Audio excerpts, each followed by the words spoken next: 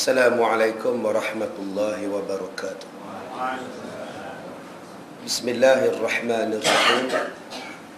Alhamdulillahi rabbil alamin. Wal aqibatu lil muttaqin. Wala udwana illa 'alal zalimin. Qala Allah Ta'ala, a'udzu billahi minasy syaithanir rajim. Wa ma anfaqtum min syai'in fahuwa yukhlifuhu wa huwa khairur raziqin. Allahumma salli ala Muhammad wa ala alihi wa ashabihi al-kiram. Amma ba'du, muslimin dan muslimat yang dirahmati Allah, kita menggunakan kitab Ihfazillah Yahfazka. Kita sampai pada muka surat yang ke-36.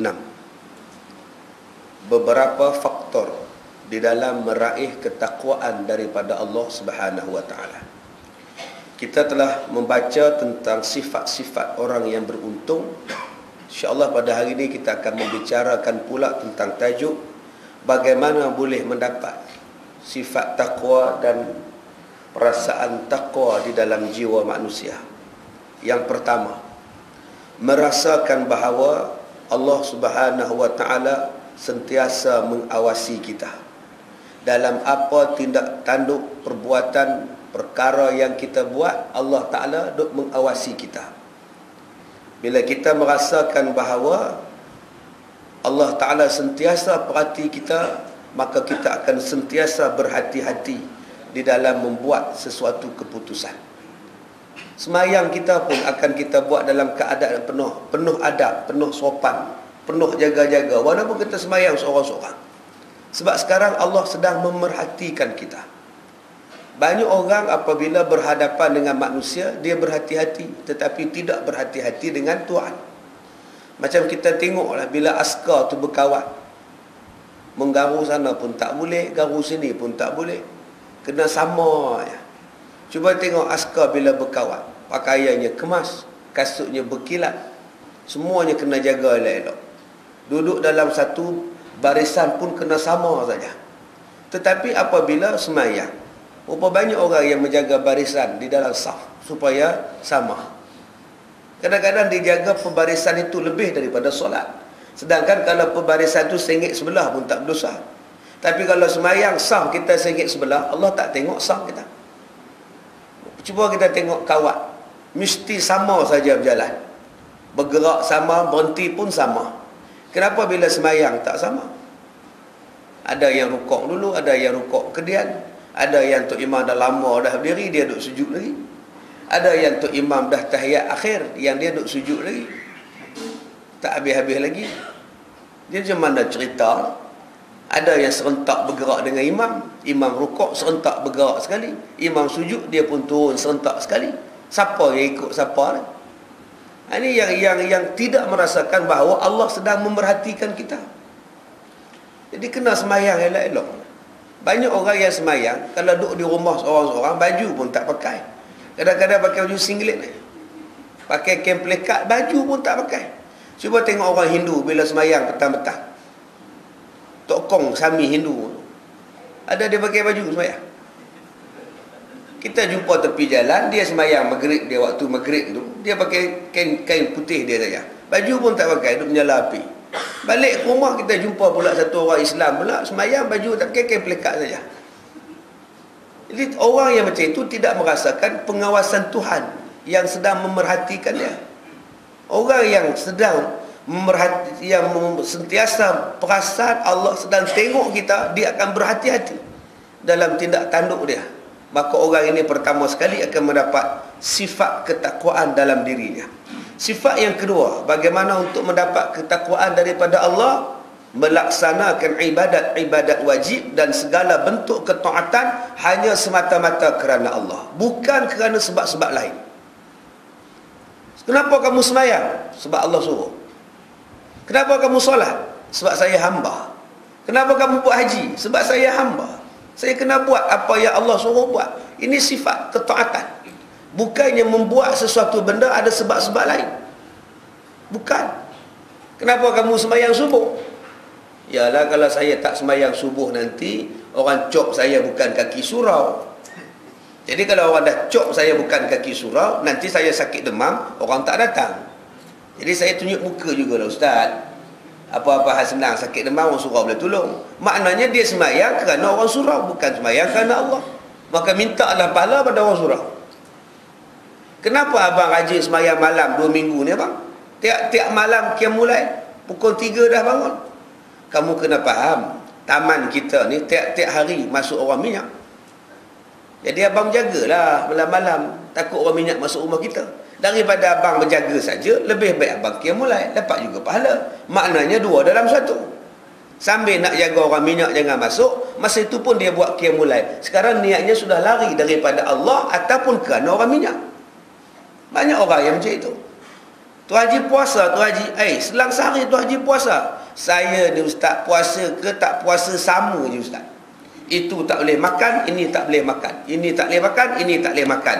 Kalau semua benda tak boleh makan, baik saya puasa, dapat juga pahala. Maknanya dia puasa kerana dah tak boleh makan benda lain. Bukan dia buat ibadat itu kerana Allah. Cantik makji sekarang pakai tudung. Macam Wardina makji. Nampak muda makji sekarang. Macam mana makji tak pakai, makji sekarang dah beruban. Itu yang makji pakai tudung sekarang. Udah nampak uban banyak dah. Maknanya dia pakai tudung kerana nak tutup uban, bukan kerana perintah Allah. Sifat takwa itu ialah buat kerana Allah.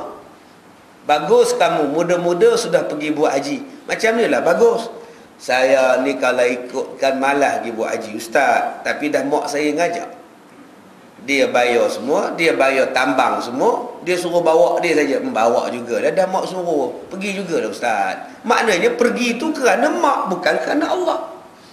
Ini yang kita tidak mahu, sesuatu perbuatan yang dibuat kerana manusia. Sesuatu perbuatan yang dibuat kerana ada sebab lain.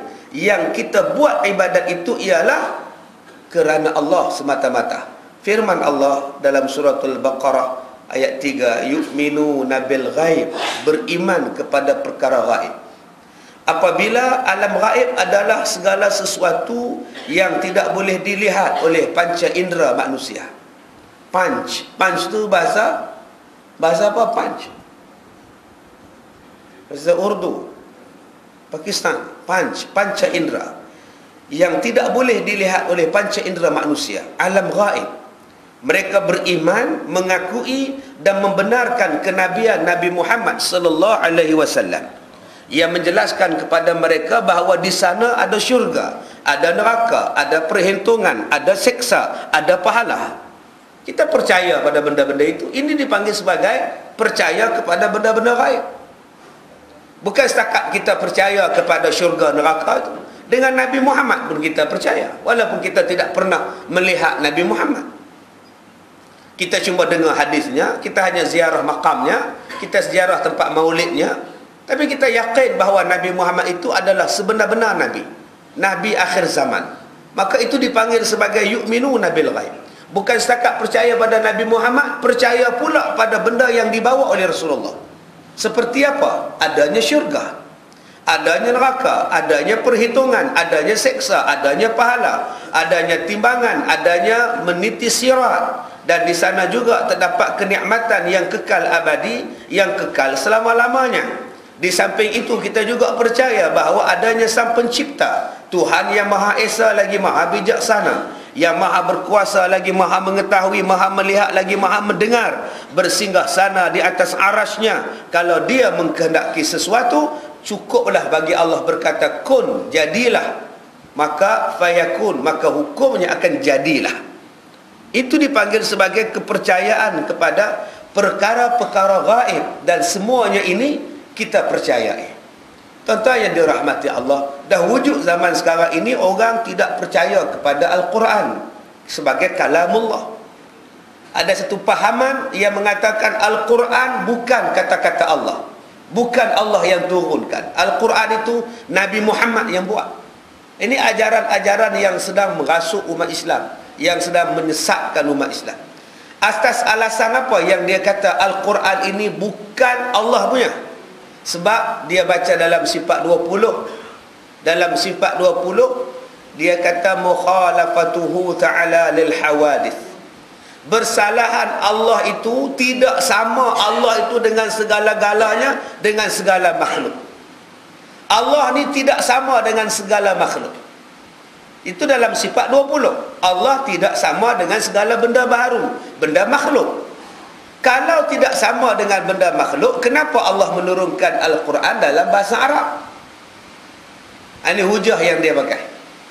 Kata Allah tidak boleh sama dengan makhluk. Kenapa Allah berkata-kata dalam Al-Quran menggunakan bahasa Arab? Bukankah bahasa Arab itu bahasa makhluk? Kita belajar sifat 20, Allah tidak sama dengan makhluk. Kalau makhluk bercakap Arab, kenapa Allah bercakap Arab? Bukankah itu sudah menjadi makhluk ataupun macam makhluk? Sedangkan kamu belajar bahawa tidak ada Allah itu sama dengan makhluk. Sebab itu kata dia, Muhammadlah yang membuat Al-Quran, bukan Allah yang menurunkan Al-Quran. Ini pahaman-pahaman sesat yang sedang meresak pemikiran umat Islam dengan menggunakan akal. Tu Haji nak jawab apa? Kalau dia kata Allah itu tidak boleh cakap dengan makhluk, tidak boleh bercakap sama dengan makhluk, sikit pun tak boleh sama. Kenapa ada Al-Quran yang sama bahasanya dengan bahasa makhluk? Nak jawab apa tu Haji? Ya tak ya juga ya. Oh, sudah tuan-tuan. Kita tak boleh jawab ya tak ya, hukum dia murtad kita. Jawapannya senang. Baik, Allah melihat tak? Allah melihat? Makhluk melihat tak? Melihat. Sama ke tidak? Tak sama. Melihat Allah lain, melihat makhluk lain.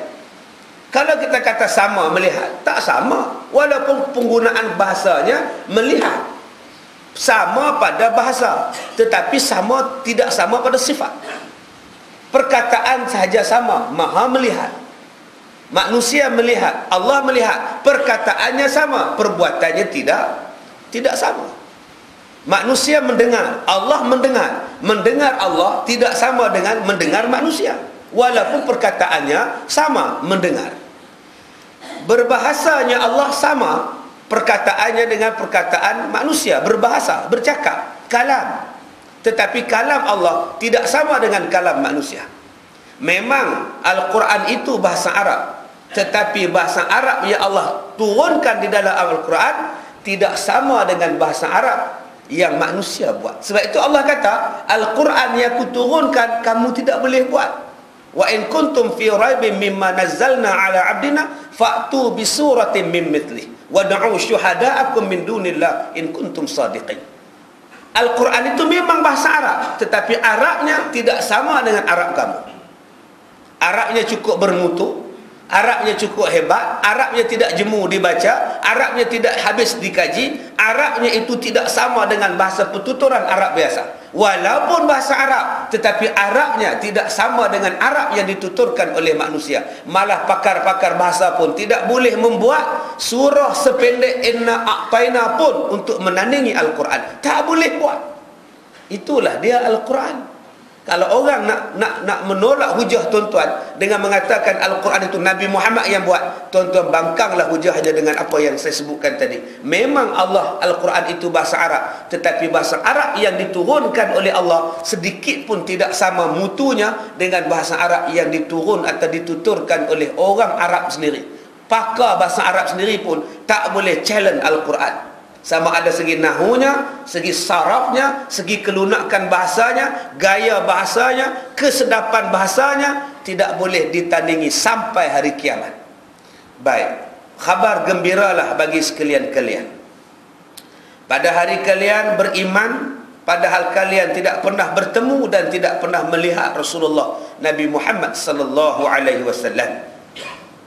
Berbahagialah kita di hari yang akan sampai pada kita. Hari apa? Hari kiamat. Sebab apa hari itu kita kena bahagia? Sebab kita tidak pernah tengok Nabi, tapi kita percaya pada Nabi.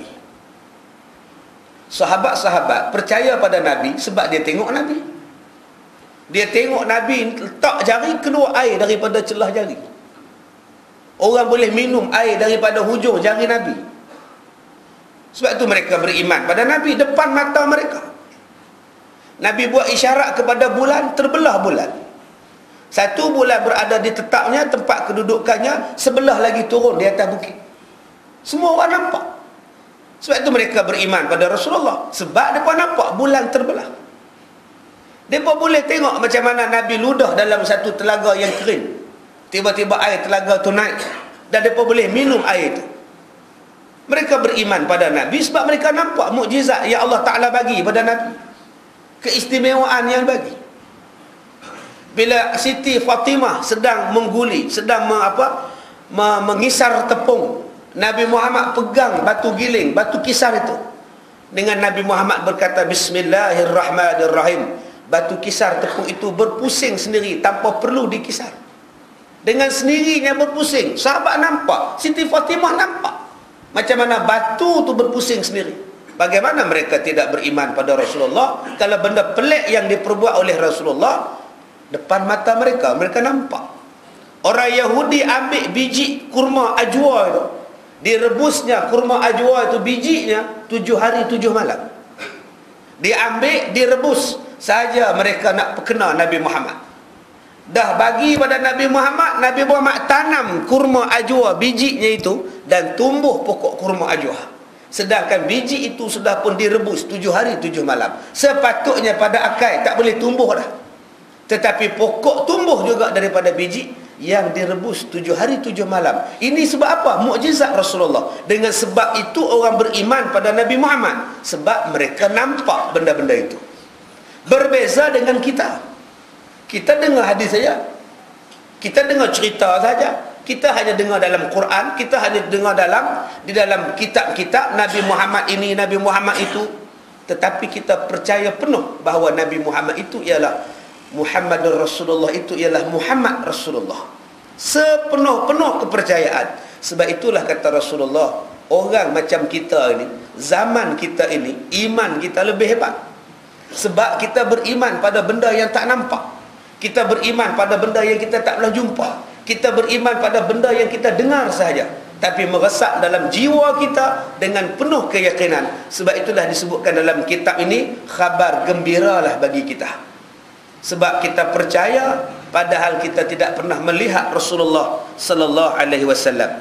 Dan juga kamu berserah diri dan beriman kepada Allah padahal sekalian kamu tidak pernah melihat Allah Tuhan kamu. Inilah yang dipanggil sebagai yu'minuna bil ghaib, beriman kepada perkara-perkara gaib. Berapa banyak orang tidak mau Islam kerana Allah depa. Tanya pada orang Hindu, kenapa kamu tidak Islam? Jawapan orang Hindu, pasal tak nampak Allah. Tanya pada Buddha, kenapa kamu tidak Islam? Kalau ada Islam, ada Allah, mana Allah? Dia tidak Islam sebab dia tak nampak Allah. Tanyalah pada agama-agama lain, kenapa kamu tidak Islam? Jawapan dia ialah, sebab Tuhan tak ada. Allah kami tak nampak. Sebab itu kami perlukan satu Tuhan yang kami boleh nampak, yang kami boleh pegang, yang kami boleh usap. Sebab itulah dibuat tokong, dibuat patung dan sebagainya. Tetapi kita umat Islam, Allah tak nampak.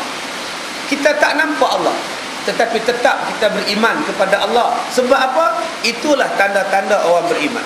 Allah ada, tetapi tidak perlu wujud untuk kita nampak. Tidak perlu menzahirkan kepada kita untuk kita nampak. Memadailah kita yakin bahawa Allah itu ada, Allah itu wujud. Allah tak perlu zahirkan, nak tunjuk pada kita, tak perlu. Kerana iman dalam diri kita sendiri akan bercakap, Allah itu ada. Adanya Allah itu apa dalilnya? Adanya kita. Apa tandanya Allah itu ada? Adanya bumi ini. Adanya bumi, adanya alam, adanya langit, adanya bulan, matahari. Adalah yang menciptanya. Yang menciptanya itulah Allah Subhanahu wa ta'ala. Ayat ini memulai dengan alam gaib, kerana permasalahan ini adalah permasalahan yang paling besar. Alif lam mim zalikal kitabu la raiba fi hudal lil muttaqin alladzina yu'minuna bil ghaib. Alif lam mim zalikal kitab, inilah sebuah kitab yang tidak ada keraguan di dalamnya, petunjuk bagi orang yang nak bertakwa.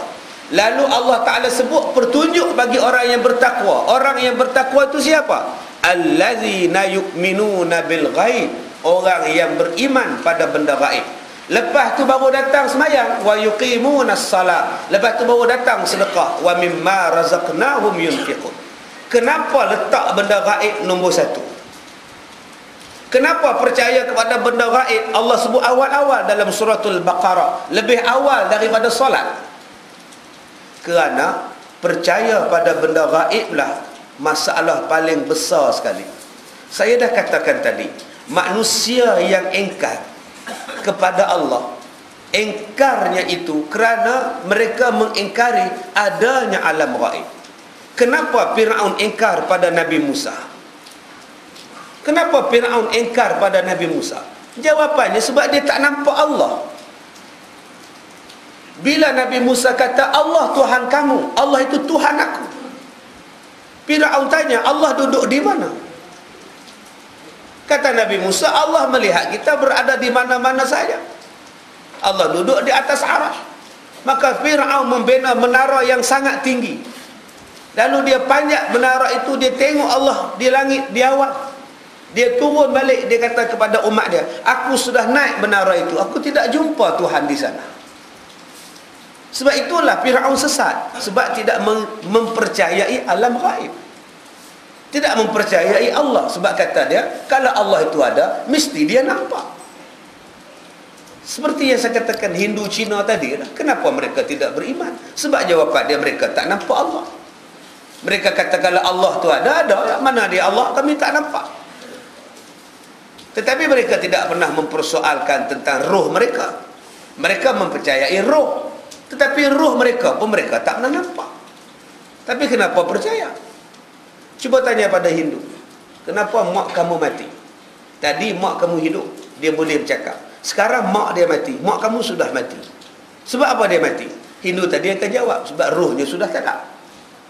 Kamu nampak tak roh keluar daripada muka mak kamu tadi? Tak nampak. Habis itu kamu kenapa percaya pada roh, sedangkan roh kamu tak nampak? Mereka mempercayai roh, mereka mempercayai hantu, mereka mempercayai malaikat, mereka juga mempercayai dewa. Walaupun mereka tidak nampak, tapi mereka percaya. Kenapa kamu tidak percaya kepada Allah, sedangkan Allah juga tidak nampak? Ini yang disebutkan tadi, masalah tak nampak ini, masalah alam gaib inilah masalah yang paling besar. Kenapa orang bukan Islam tidak memeluk Islam? Kerana tak nampak. Kerana naluri manusia akan percaya bila nampak. Tak nampak ni dia tak mau buat. Ataupun saja-saja buat-buat tak nampak, dia tak mau buat, tak mau ikut. Macam kita sebut tentang hukum hudud. Hukum hudud, kenapa orang tolak hudud? Sebab tak nampak. Macam mana nak nampak kalau kamu tak buat? Kena buat dulu baru nampak, barunya ada. Serupalah kita pun beriman dulu baru nampak adanya Allah itu. Masalah dia tidak mau buat, macam mana nak nampak? Tu yang kita tak heran hilang juta.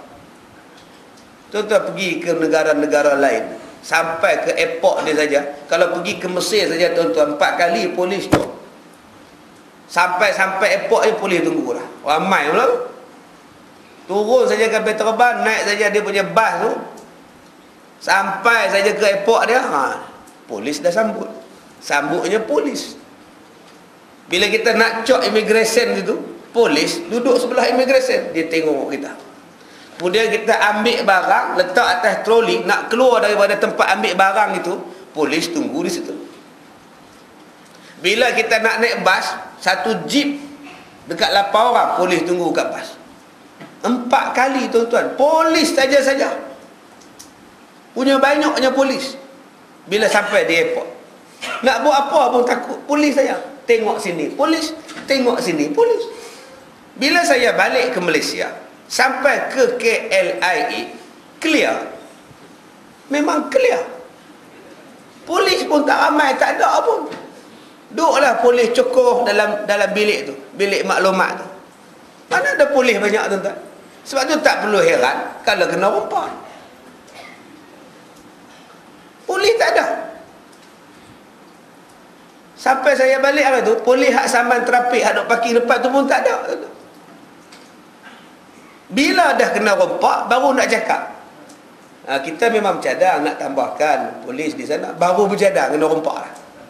Itulah tabiat kita. Bila jadi satu-satu, kami memang bercadang, kami memang bercadang. Pilah ke mana-mana airport dalam dunia ni pun, polis nombor 1. Singapura pun cukup lah. Sampai di airport saja, polis saja. Ini keadaan. Kalau tidak mau buh polis banyak-banyak di airport, buh CCTV. CCTV pula tidak ada fungsi. Semuanya tak berfungsi. Kenapa tidak mengambil CCTV daripada Allah? Allah yang memantau kita. Bagaimana Allah nak memantau kita? Laksanakan hudud. Tak ada siapa berani rompak. Dia takut pada Allah. Dia takut tangan dia dipotong. Maka timbul sifat takwa pada diri dia. Aku tak mau rompak, tak paksa tangan putih. Itulah CCTV yang paling kemas. Itulah penguasaan yang paling kemas. Penguasaan daripada Allah. Tapi masalah dia, kita tak nampak kesan itu. Tak nampak lagi, maka kita pun duk tolak. Maka tiap-tiap harilah budak dibunuh, tiap-tiap harilah orang dirogol, tiap-tiap harilah budak-budak Melayu kita dipaksa bawa dadah. Sampai isteri orang pun bawa dadah. Nak kerja sebagai pelayan di Madrid, Spanyol. Anak 2-3 orang duduk di Malaysia ni, tinggal anak nak kerja pasal dapat gaji lumayan di Madrid. Kenapa orang boleh tipu macam tu sekali? Dah elok dah kerja di Bukit Bintang, dah tak puas hati juga dapat offer daripada 3 lelaki-lelaki Afrika, seorang wanita tempatan. Bawa pergi, akhirnya kena tangkap di Malta. Kalau kita sebagai suami punya kalau suami duduk di Perak, isteri kerja Kuala Lumpur pun susah hati dah. Ini kerja luar negeri ni, kenapa tak boleh fikir macam itu? Yang seorang lagi pula kata, memang dia tahu dah kena tipu. Bila sampai di sana baru tahu kena tipu. Kena bawa dadah, kena bawa ini, 20 orang kena tipu. Dan dia kata, kami tak boleh lari. Sebab apa? Seorang daripada kami dirogol di hadapan ramai-ramai. Kalau kamu lari, kami rogol macam ni. Akhirnya terpaksa bawa. Majoritinya Melayu kita, anak-anak Melayu kita, yang kerjanya diperalatkan dan ditipu oleh sindiket. Kenapa yang mereka berani tipu macam tu sekali? Sebab mereka tahu mereka tidak akan disebat. Sebab mereka tahu mereka tidak akan dipancung. Sebab mereka tahu mereka tidak akan direjam sampai mati kalau rogol orang sekalipun. Sebab itu mereka berani buat. Dan ditambah pula kesempitan hidup wanita-wanita tadi, nak cari hiburan, nak cari wang untuk biaya dan sebagainya, akhirnya terpaksa berkorban dan dikorbankan. Malta ni tuan-tuan, kita pun tak pernah dengar negara mana. Tahu yang kita Malta ni, kita ingat minuman Malta. Ada juga negara nama Malta, jarang kita dengar. Tak glamour langsung. Tak glamour pun, orang kita kena tangkap pasal bawa dadah di sana. Tuan-tuan yang dirahmati Allah, sebab itu kita perlukan satu pengawasan yang lebih kuat. Pengawasan itu hanya datang daripada Allah. Itulah nama kitab ini, ihfazillah yahfazka. Peliharalah Allah, Allah akan memelihara kamu. Peliharalah hukum Tuhan, Allah akan pelihara kamu. Masalah kita sekarang ni, kita pelihara siapa?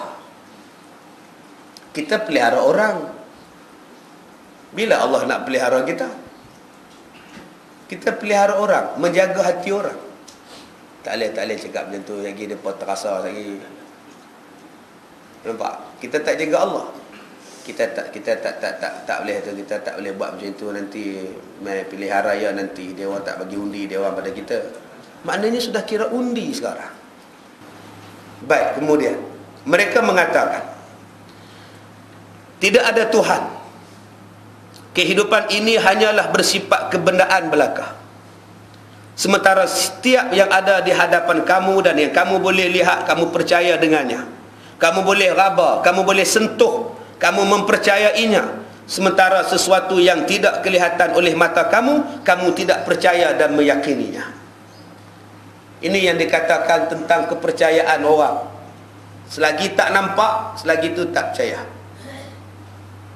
Selagi tak boleh sentuh, tak boleh raba, selagi itu tak percaya. Sebab itu mereka tidak percaya kepada Allah. Sebab mereka tak boleh raba, tak boleh sentuh, tak boleh nampak. Naluri mereka nak sentuh, naluri nak rasa, naluri nak tengok, tiba-tiba tak nampak. Bila mereka nak percaya? Sebab itu Tuhan bagi mereka, mereka imaginekan Tuhan itu. Tuhan tu macam mana? Mesti banyak tangan, mesti besar-besar, mesti kerah, mesti matanya jegir, mesti hidungnya besar, mesti giginya bertaring. Nak menunjukkan rupa Tuhan itu garang. Itu imajinasi mereka. Sebab mereka nak tengok Tuhan tu macam mana. Akhirnya mereka sendiri yang melemahkan sifat Tuhan, menjadi kaku, batu, kayu, tak boleh bergerak dan sebagainya. Dan mereka pula menghina Tuhan mereka balik.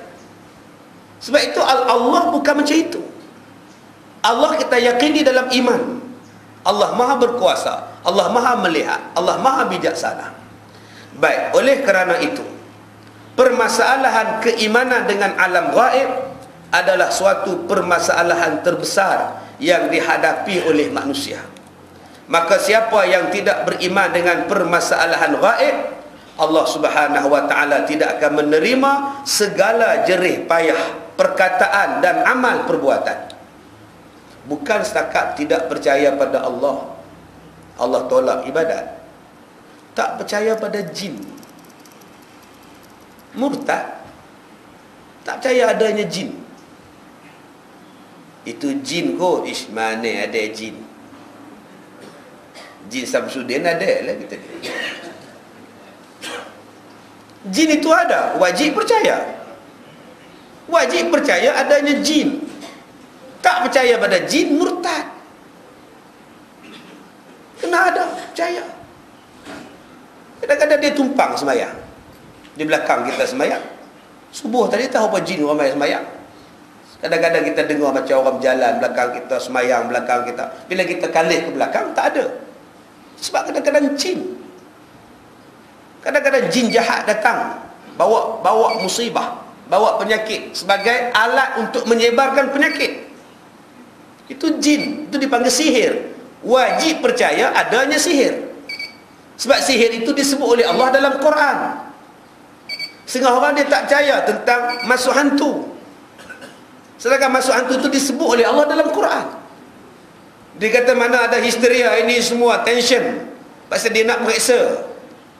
Tekanan perasaan nak periksa, tekanan mak bapak, tekanan guru, tekanan kawan. Sebab tu dia tension. Bila tension dah histeria, dia tak percaya. Sedangkan benda itu disebut oleh Allah dalam Quran. Ataupun konsep malaikat, dia tidak percaya. Dia tak nampak malaikat, benda gaib, tapi dia tak percaya. Mana ada malaikat, kata dia, urusan Allah semua ni, semua urusan Allah. Mana ada malaikat cabut nyawa? Allah cabut nyawa. Mulia sangatkah kita sampai Allah nak cabut nyawa kita? Mulia sangatkah kita? Memadailah pada Allah, hantarkan wakilnya malaikat maut cabut nyawa dia. Sebab dia Tuhan. Kalaulah seorang raja, tuan-tuan, mai semayang ke sini, eskort dia tak ada, polis pengiring tak ada, pegawai dia tak ada, seorang-seorang semayang sini, tuan-tuan percaya dia sultan? Duduk macam saya duduk di Perak tu, rambut putih, main semayang, relax, naik bersikat. Itu macam raja kita ke? Gila kamu. Mana keretanya, mana ada? Tak ada pun, polis tak ada pun. Tapi masa macam pernah tengok. Tapi di mana ya? Kita tak percaya sebab tak ada tanda-tanda yang dia seorang raja. Tanda seorang raja tu apa? Pengiringnya banyak mana? Eskortnya berapa ramai? Begitulah dengan Allah Ta'ala. Adanya malaikat tu sebagai apa? Sebagai tanda dia Tuhan. Tak payah dia buat kerja semua. Hang buat sana, hang pergi buat sana, hang pergi buat sini. Pasal dia Tuhan, maha berkuasa. Sebab itu dia ada malaikat, tentera-tenteranya yang terlalu kuat, yang terlalu gagah, yang berkuasa, yang diberikan oleh Allah Ta'ala perintah. Bukan tanda Allah tu lemah. Allah maha berkuasa. Tetapi kerana kita ni hina di sisi Allah, alam ni hina di sisi Allah, tak layak untuk Allah nak uruskan, memadailah malaikat yang uruskan. Itulah sebab adanya malaikat, konsep malaikat itu. Baik, maka sesiapa, Allah juga tidak akan berkenan untuk melihatnya. Di hari kiamat Allah takkan tengok, Allah takkan bersihkan dosanya, dan kelak di hari kiamat akan menerima siksaan yang sangat pedih kerana tidak beriman kepada benda-benda gaib. alam kubur, benda gaib. Ada satu orang, dia ceramah guna laptop. Ini suara rakaman daripada dalam kubur. Dengar betul-betul ya. Suara ini direkam di Rusia. Satu jeritan mayat kubur yang sangat menakutkan. Pasal duk menjerit. Saya dah sebut semalam di surah Kemensah. Ada apa-apa benda, sila rujuk pada Al-Quran. Ada apa-apa benda, rujuk pada Rasul. Fa in tanaza'tum fi syai' farudduhu ila Allah wa Rasul. Soalan dia, bolehkah mendengar suara kubur? Bolehkah mendengar suara daripada dalam kubur? Bukalah dalam hadis, boleh ke tak boleh? Bukankah Nabi dah kata tidak akan siapa mendengar suara di dalam kubur? Tak ada siapa dengar. Habis itu di mana yang kamu ambil dalam internet? Yang kamu ambil dalam internet, kamu bawa dalam ceramah kamu pasal apa? Nak bagi menakutkan orang, walaupun bercanggah dengan Allah punya hukum. Adakah boleh diterima satu hukum, satu pendapat, nak bagi orang takut, membuat satu benda yang tak ada? Atas apa alasan kamu pun, jika bercanggah dengan hukum Islam, tak boleh?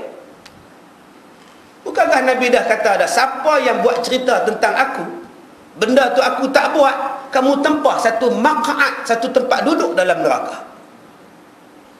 Walaupun tujuan baik, nak bagi takut budak-budak ustaz, bukannya apa pun.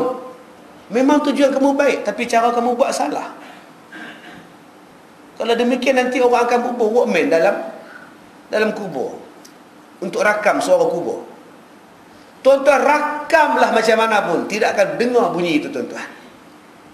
Walaupun mayat itu berada di dalam bilik mayat di hospital, dia sedang disoal di situ, penjaga bilik mayat pun tak dengar mar rabbuka, dia tak dengar. Pasal Nabi kata tidak ada dengar, sebab mereka sedang berada dalam alam barzakh, alam gaib yang lain. Kamu berada di alam nyata. Alam nyata dan alam gaib tak boleh cantum. Habis itu suara siapa ustaz? Internet. Allahu Akbar. Tuan-tuan percaya internet? Kepala saya, badan saya negro mana bubuh telanjang. Ni muka Ustaz Kazim. Adakah tuan-tuan boleh ambil gambar itu dan tunjuk pada orang? Tak boleh. Internet siapa-siapa pun boleh buat. Ditunjukkan satu gambar, satu kepala manusia, badannya badan binatang. Tuan-tuan tengok gambar ni, adik-adik tengok gambar ni. Ini budak yang lawan mak bapak dia. Benda ni berlaku di Yaman. Dia tengah tengok televisyen, mak dia baca Quran. Mak dia kata tutup televisyen, mak nak baca Quran, disepaknya mak dia. Mak dia sumpah dia jadi binatang. Cuba tengok. Padahal gambar binatang itu ialah gambar satu pertandingan replika di Jerman. Replika, membuat satu binatang ataupun satu makhluk yang belum ada di muka bumi. Maka mereka ni ahli-ahli seni ni membuat satu bentuk binatang, macam-macam bentuk.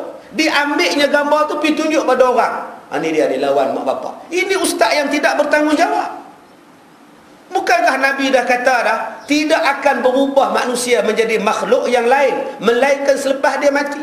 Bukankah Nabi dah berdoa supaya tidak ditimpakan musibah macam umat zaman dulu kala?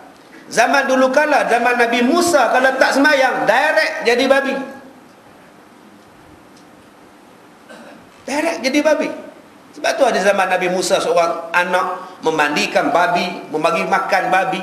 Bila orang tanya pada Nabi Musa, pasal apa? Pasal mbak dia disumpah jadi babi, pasal tak sembahyang. Tiap-tiap malam berdoa supaya mbak dia jadi orang balik. Itu zaman Nabi Musa. Zaman kita dah lah tuan-tuan. Nak jadi babi pun kok-kok selepas mati. Sebab Nabi kata masa hidup, Nabi tak sebut selepas mati. Ditukar menjadi makhluk yang lain. Wal qiradatu wal khanazir, menjadi kera dan menjadi babi. Ada ulama mengatakan bahawa perangainya perangai babi dan perangainya macam perangai kera. Ada ulama kata pula takkan jadi babi ketika hidup, tetapi boleh menjadi babi selepas mati kalau Allah nak buat, jika ingkar pada perintah Allah. Tapi permohonan Nabi Muhammad disebut, minta supaya tidak diturunkan azab dan malapetaka macam umat Nabi dulu kepada umat Nabi Muhammad sallallahu alaihi wasallam. Sebab tu tuan-tuan, nak buat hujah apa pun, kenalah ada fakta. Jangan hampir ambil internet, hampir bubuh. Mudah ceramah dengan laptop. Itu bukan cara Islam. Pergi ambil satu benda yang tidak tahu di mana duduk, di mana hujah, di mana benda. Tak siasat habis-habis, ditunjuk pada masyarakat. Sedangkan kita ada dua rujukan yang sangat besar, Al-Quran dan hadis. Cuba cek tengok, ada ke tidak benda itu dalam Quran, dalam hadis? Kalau ada, silakan. Kalau tak ada, jangan keluar. Walaupun keluar dalam internet. Sebab Allah dah menggambarkan internet ini dalam surah Al-Ankabut, surah laba-laba. Allah menggambarkan laba-laba itu mempunyai satu sarang yang rapuh, yang siapa-siapa pun boleh melekat di situ, dan siapa-siapa pun boleh menembusinya. Maka internet itu diambil daripada laba-laba, sarang laba-laba. Net itu, jaring itu. Asal internet itu daripada Quran. Quran dah sebut kepada kita tentang rapuhnya sarang laba-laba itu. Begitu jugalah rapuhnya cerita, benda dalam internet, yang boleh orang buat macam-macam. Yang tak ada jadi ada, yang ada jadi tak ada. Baik, kemudian firman Allah Ta'ala, wa yuqimunas salah. Al-Baqarah ayat 3. Mereka mendirikan salat. Tak kala Allah Subhanahu wa Ta'ala menyebutkan orang-orang yang beriman, Allah menyebutkan bahawa mereka adalah orang-orang yang mendirikan salat. Nombor satu, orang beriman tu siapa? Orang bertakwa tu siapa? Orang yang percaya pada benda gaib. Yang kedua siapa? Mendirikan salat. Dan Allah menyebutkan, apabila Allah menyebut munafik, maka Allah akan menyebutkan bahawa mereka adalah orang-orang yang melaksanakan solat. Dua benda. Dua benda bahasa tu. Bagi orang beriman, Allah gunakan perkataan mendirikan solat. Bagi orang munafik, Allah gunakan perkataan melaksanakan solat. Laksana lain, mendirikan lain. Mengajar lain, mentarbiah lain. Pandai lain, bijak lain.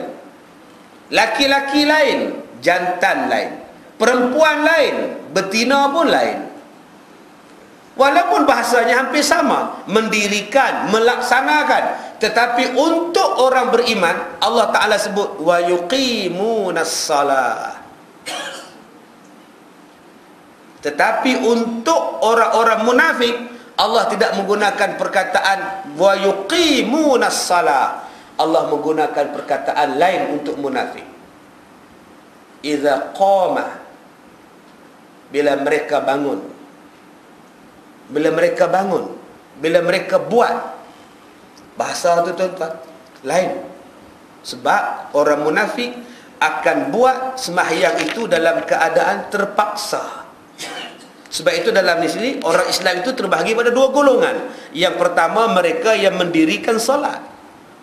Yang kedua, mereka yang melaksanakan salat.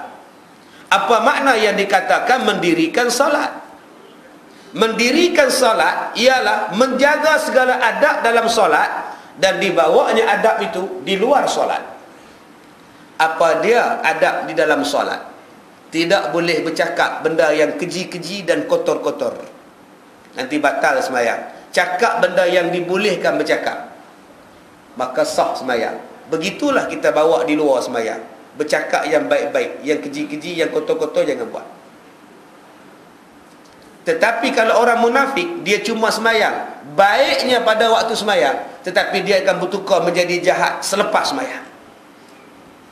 Sebab sembahyangnya tak boleh mencegah dia buat jahat. Itulah sembahyang munafik, dan ini dipanggil sebagai melaksanakan. Dalam istilah orang kita, janji buat ustaz. Janji buat, lantak. Saya buat sembahyang, saya tak tinggal ustaz. Jahat-jahat saya pun ustaz, saya sembahyang ustaz. Betul saya cakap. Sebelum saya tikam nombor pun, saya sembahyang ustaz. Saya sembahyang tak tinggal ustaz. Itulah munafik. Sebab sembahyangnya tidak mencegah dia menikam nombor ekor. Tuan-tuan ingat pelacur tak sembahyang tak? Pelacur pun sembahyang. Tapi kenapa dia melacur? Dia kata solat itu saya dengan Tuhan. Itu hukum saya dengan Tuhan. Tanggungjawab saya dengan Tuhan. Pelacuran ini rezeki saya. Jadi antara Allah dengan rezekinya sudah lari. Ada tuan-tuan, sahabat saya pergi ke Indonesia, duduk di hotel, bapa ayam ketuk pintu. Bapa ayam, "Pak, mau ayam, Pak." Yang muda, yang tua, semuanya ada. Jadi sahabat saya dia pergi. Dia kata, "Saja nak tengok Ustaz macam mana." Saya kata, "Bukan, ambil dah, saya tengok." Dia pilih. Nak tengok gambar tu, mau yang mana, Pak? Mau yang mana? Yang ni pun okey. Tunggu sebentar, Pak. Ini sedang solat, Pak. Sedang solat, kata dia. Tuan boleh bayar tak? Saya tanya, dia kata, jadi pelacur pun solat. Ya, solat itu ya dengan Tuhannya. Tapi ini kerjanya, cari rezeki, Pak, kata dia. Ini yang dikatakan solat yang tidak mencegah buat jahat. Solat dia dipanggil sebagai buat semayang. Buat semayang, bukannya mendirikan semayang. Mendirikan semayang kan kita semua. Cuba tuan-tuan tengok menara, semuanya tunjuk ke langit. Ada menara yang bengkok. Cuba tengok menara Masjid Surau, dia tunjuk ke mana? Semua ke langit. Tak ada apa menara bengkok, tuan-tuan. Kalau ada apa menara condong kat Intan. Semuanya tegak ke langit, menaranya semua tajam ke langit. Apa tanda? Telunjuk ke langit. Segala-galanya ialah kerana Allah. Segala-galanya kita buat kerana Allah. Begitulah maksud semayang. Semayang kerana Allah, dan selepas semayang itu apa yang kita buat semua kerana Allah. Orang itu dipanggil mendirikan salat. Kalau dia masa semayang sahaja kerana Allah, luar pada semayang, dia sudah tidak meletakkan Allah dalam segala tindak tanduk dia, itu bukan salat. Sudah terasing. Dia hanya baik waktu salat. Selepas solat kita tak tahu dia jadi makhluk apa.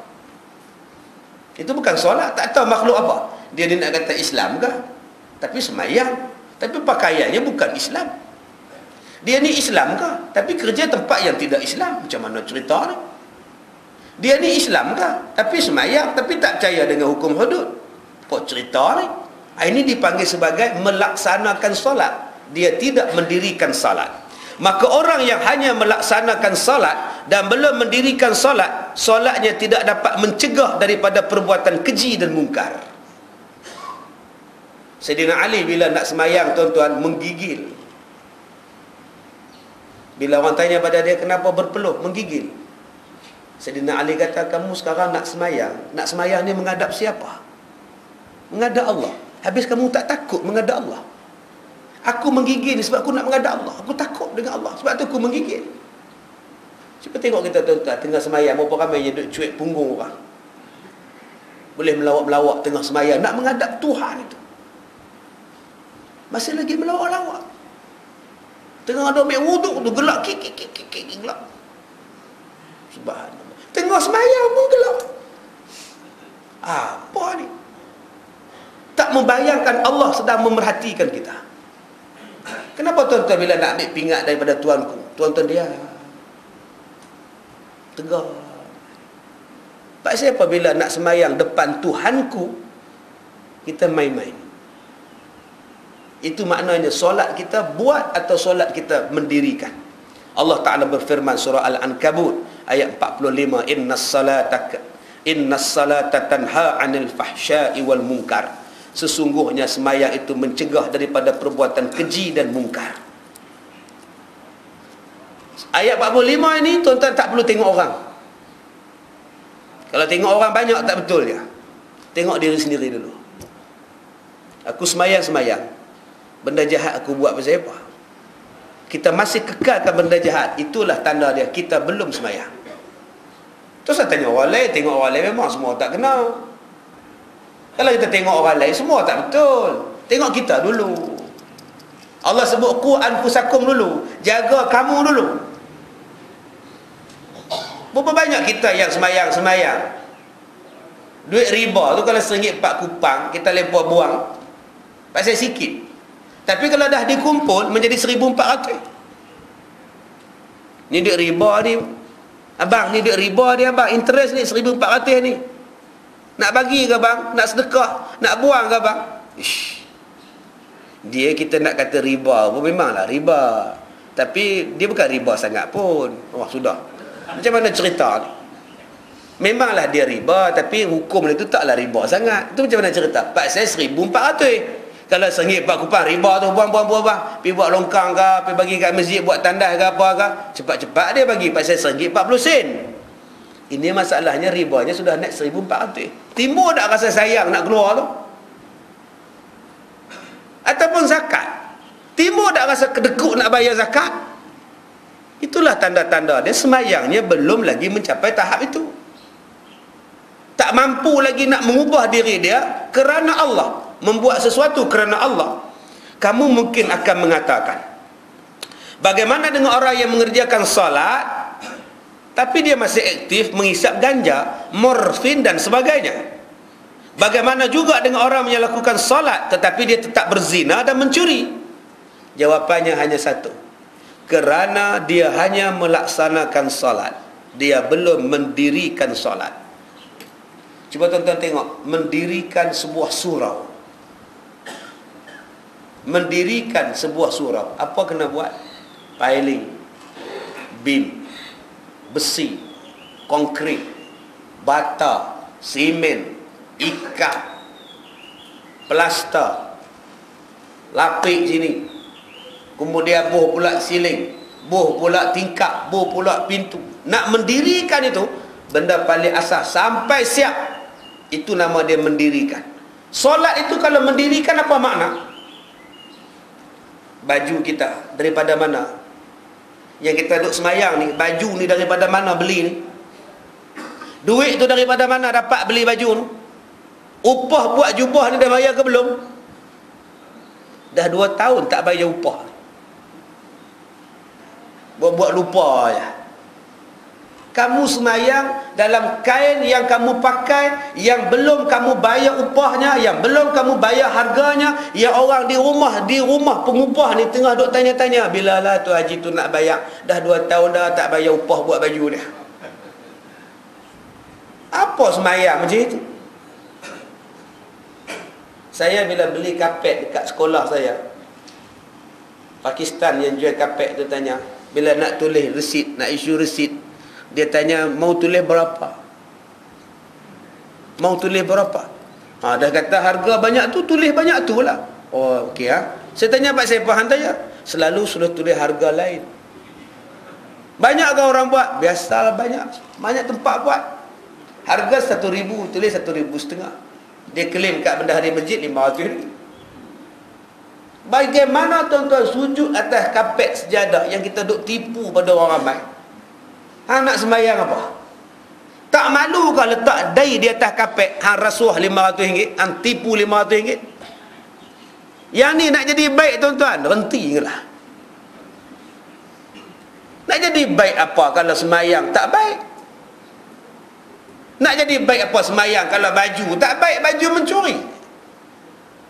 Bagaimana sembahyang nak baik kalau makan dan minum hari itu daripada benda haram? Tak akan jadi baik. Maksud mendirikan solat ialah apa perkara yang nak menyampai kepada solat mesti bersih. Kekuatan untuk berjalan ke masjid perlukan tenaga. Tenaga itu datang daripada makanan. Makanan mesti halal dan bersih. Soalan dia dah buat ke belum? Kasut nak mari ke masjid mesti halal. Berapa banyak yang pakai kasut yang diambil pada masjid? Bukan dia ambil daripada kedai, dia beli, dia ambil pada masjid. Dia turun-turun, masjid kasut dia hilang. Oi, aku ni, aku pantang ni. Ambil kasut aku pula, dia pun ambil kasut orang lain. Mana boleh aku kaki ayam? Dia serelung kasut orang lain. Dah 2 bulan dia pakai kasut orang. Datang ke masjid dengan pakai kasut orang punya. Adakah itu dinamakan solat? Tak solat, tuan-tuan. Dia semayang pakai kepiah. Dia beli kepiah tu di Mekah 1 dozen RM8. Dia bawa balik ke bilik hotel dia, dia kira-kira 14. Oh, 14 pula kata sedozen. Kira rezeki.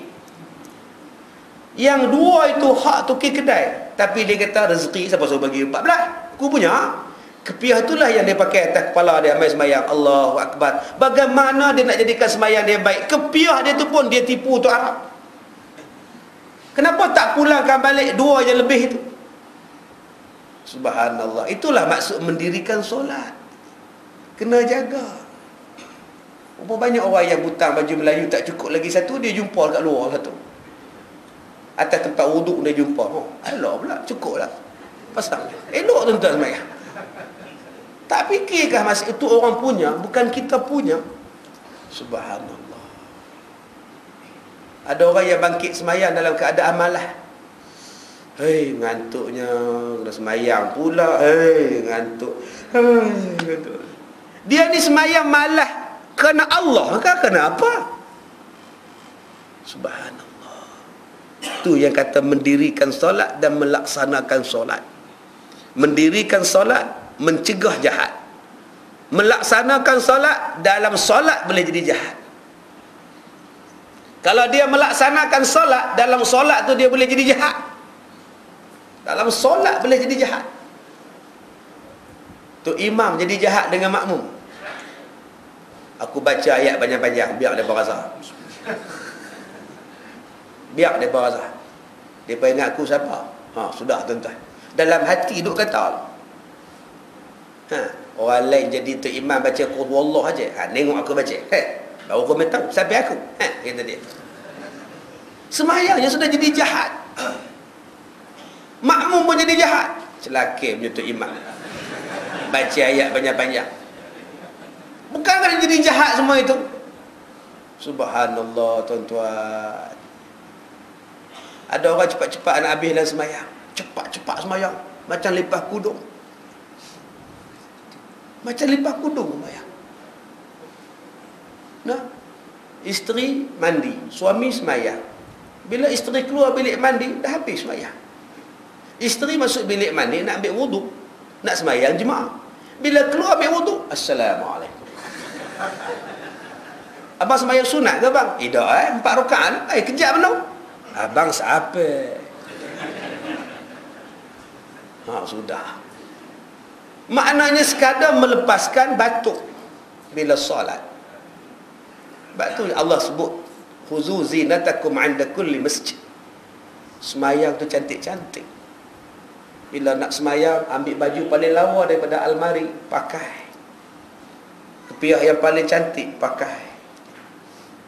Minyak wangi yang paling wangi, pakai. Abang semayang dalam rumah pun wangi. Untuk Allah. Kapet sejadah yang paling mahal, tak, untuk Allah. Tuan-tuan tahu tak, ada satu sahabat yang beli bajunya 1000 dirham untuk pakai untuk semayang saja. 1000 tuan-tuan. Zaman kita 1000 berapa ribu lah ni. Bila sahabat tanya, kenapa kamu beli pakaian yang mahal ni? Untuk Allah. Kita semayang pakai baju apa? Pagoda ya, lambang pagoda pula tu. Relax semayang. Cuba kita buat cantik. Mulai hari ni tuan-tuan, sejadah di rumah kita yang paling cantik bila kita nak semayang, yang kita beli kat Iran hari tu, yang kita beli kat Madinah tu, Mekah tu. Kenapa simpan dalam almari? Lipat gulung. Sayang ustaz, beli Mekah ni, sayang pakai. Biar kita sujud atas kepala kita tu, tempat yang paling elok kita letakkan dahi kita untuk menghadap Allah. Ini sejadah kita ni mula-mula menikah, hantaran menikah tu tahun 76 tuan-tuan. Bulu dia pun hilang habis dah. Tinggal duk benang hak keras dah. Lepas tu pergi tenyih pula tu. Tenyih hak tang keras tu. Mesti hitam. Nak tunjuk dahi hitam pada orang. Apa semayang macam itu? Usaha dia semayang ni, dia sujud tempat tu hak keras. Dia tekan pula tu. Nak tunjuk kata solat. Hang solat untuk siapa? Mulai hari ni tuan-tuan, kita ubah satu aja. Kuliah subuh kita ni, kita ubah satu aja. Bila nak semayang, butang sampai habis. Kancing lengan. Kemah-kemah. Ada orang yang bila semayang, tangan pun tak sempat turun. Duk gini lagi. Allahu Akbar. Bulu banyak pula tu, menitik pok air semayang tu. Cuba turunkan tangan elok-elok. Turun tangan elok. Nak menghadap Tuhan ni. Menghadap Tuhan. Allahu Akbar. Cuba letak semayang ni macam Nabi semayang kah? Bagaimana nak dapatkan mendirikan solat? Cuba kita bayangkan, Nabi solat macam ini kah? Cuba kita tanyakan, Nabi semayang macam ini kah? Tak, kalau tak jangan buat. Aku nak tiru hak Nabi buat. Cubalah kita buat tuan-tuan. Ambil sikat elok-elok. Belah tepi ke, tengah ke, yang mana ada rambut lah. Sikat elok-elok. Nak menghadap Tuhan. Kain pelikat lipat elok-elok. Yang baru, yang cantik. Kain telekung yang lawa yang beli kat Medan hari tu. Yang banyak kerawang-kerawang itu. Ya, ni pakailah telekung hantaran tahun 64. Kelabu kelawar lah. Ya, tapi bila mari masjid janganlah duk tengok kerawang tu pula. Mesti depa tengok kerawang aku. Langsung tak ada pahala nak tunjuk kerawang-kerawang, saya je melawang itu ya tuan-tuan. Tak payahlah. Semayang kerana Allah, tertib elok-elok, rukuk elok-elok. Tapi setan dia mari juga. Itu biasa kerja setan. Sebab tu orang yang khusyuk, dia perasan dia khusyuk. Tuan-tuan faham tak? Orang khusyuk ni bila dia perasan dia khusyuk, tu maknanya tak khusyuk. Allahu Akbar, bismillah. Khusyuknya aku tak ingat apa pun. Sedangkan dia belum fikir, itulah dia tak khusyuk. Dia boleh tak bercakap, khusyuknya aku tak ingat apa pun. Tak khusyuk lah tu, pasal duk berfikir. Sebab tu Imam Ghazali kata, aku tak tahu apa makna khusyuk. Kalaulah dia tahu makna khusyuk tu tak ingat apa-apa, maknanya dia pun tak khusyuk. Dia tak dah bayangkan apa dia yang dikatakan khusyuk. Oh Ustaz, maknanya Ustaz kalau macam saya semayang Ustaz di rumah, kalau pakai jubah tu, jubah alawa Ustaz, ya. Jubah saja ke Ustaz? Tu dia, berapa ramai semayang pakai jubah saja. Habis-habis mandi semayang, nak semayang asar, suami ni ambil jubah pakai. Isteri terkejut. Ya Allah, ayah kamu mak bangga jadi isteri ayah kamu, semayang jubah. Kan senang dapat suami macam tu. Ya mak suka benar.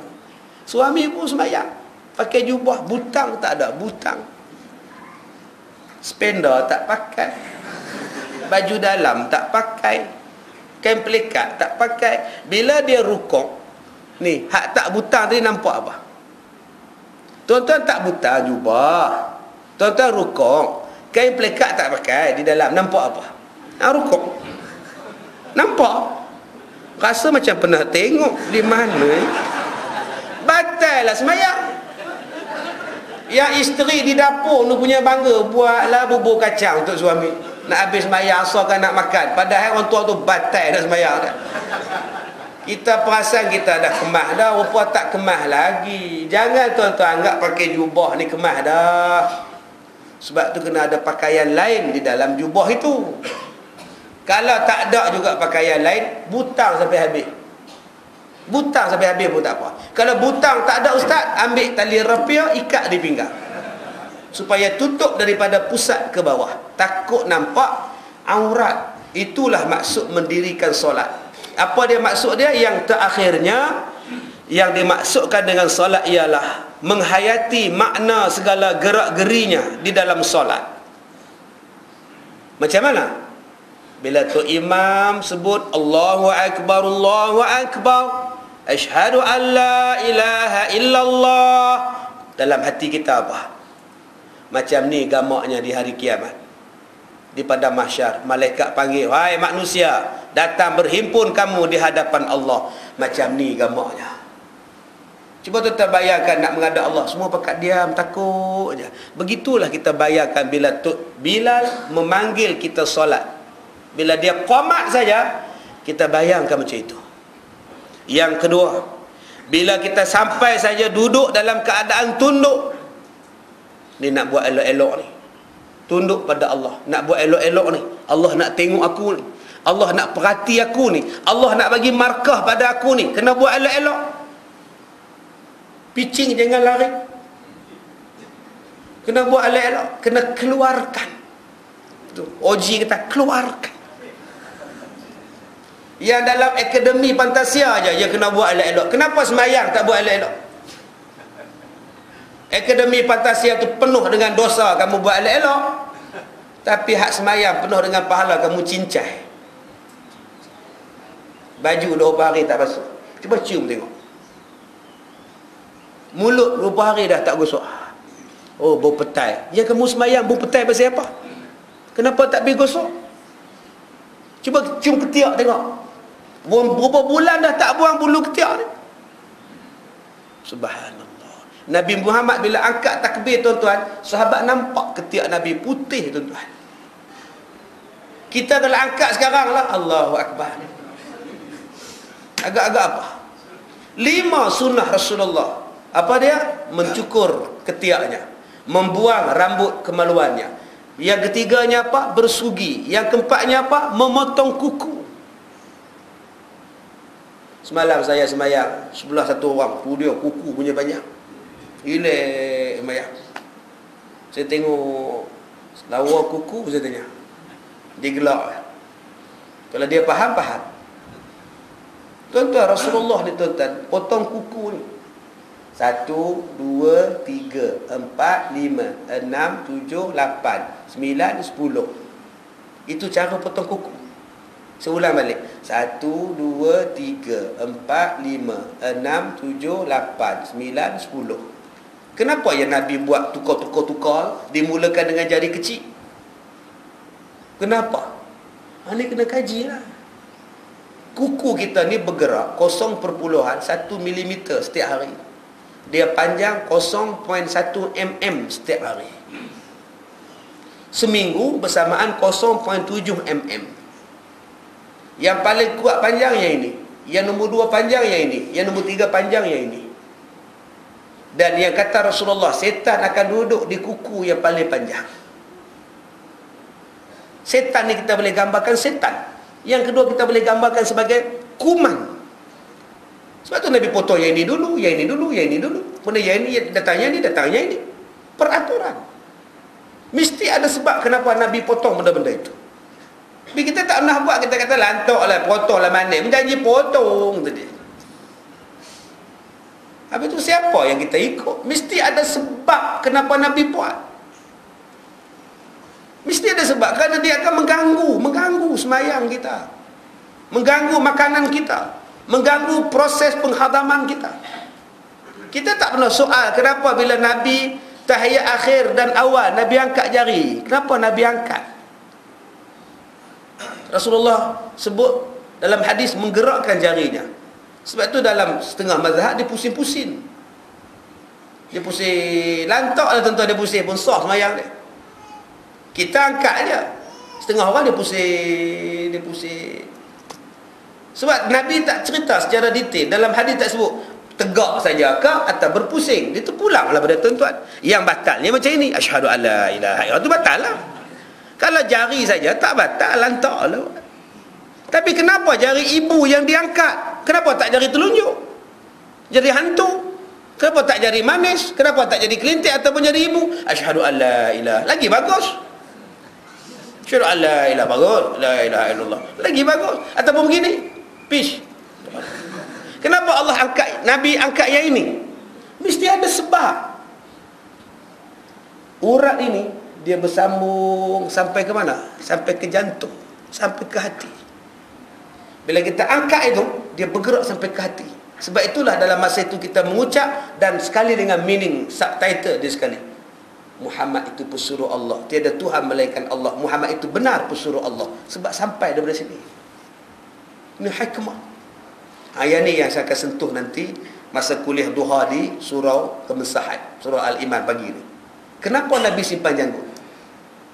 Kita tak pernah kaji pun janggut tu pasal apa.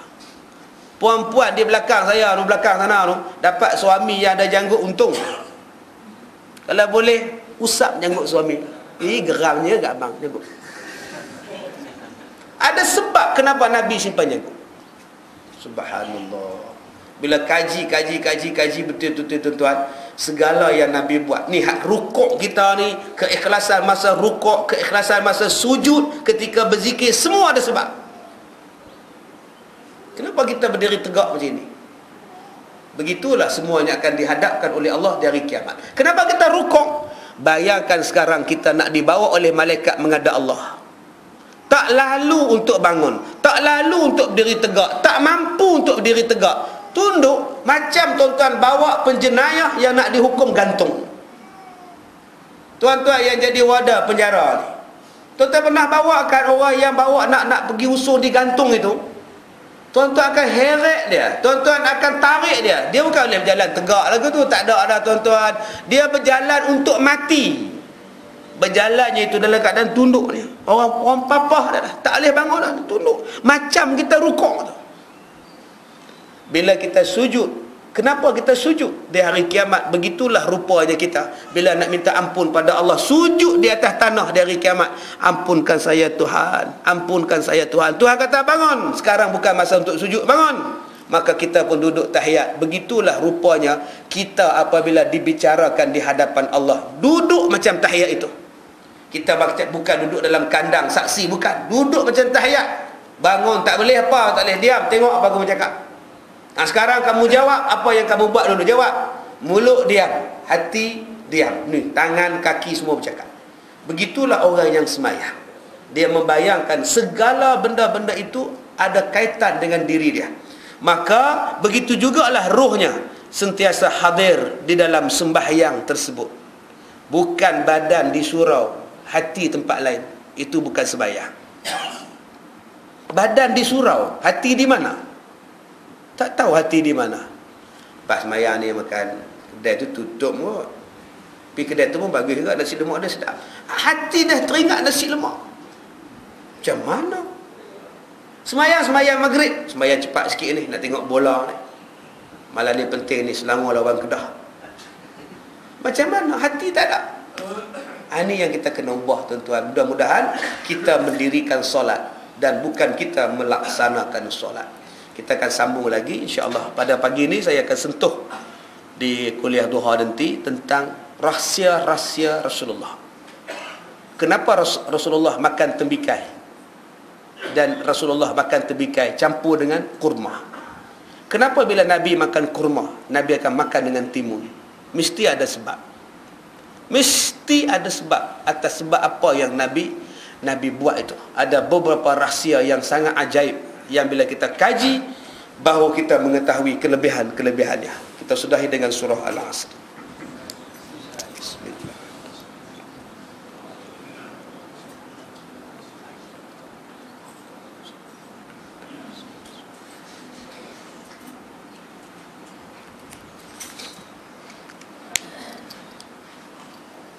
Bismillahirrahmanirrahim. Alhamdulillahi Rabbil Alamin. Wassalatu wassalamu ala ashrafil anbiya'i wal mursalin wa ala alihi wa sahbihi ajma'in. Allahumma inna naj'aluka fi duhuri a'da'ina wa na'udzubika min syururihim. Allahumma baddid syamlahum wa farriq jam'ahum wa syattid kalimatahum wa zalzil aqdamahum wa sallit alaihim kalban min kilabik ya qahhar ya jabbar ya muntaqim. Allahumma ya munzil al-kitab wa ya mujri as-sahab wa ya hazim al-ahzab ihzimhum wansurna alaihim walhamdulillahi rabbil alamin. Saya minta maaf jika terkasar bahasa. Assalamualaikum warahmatullahi wabarakatuh.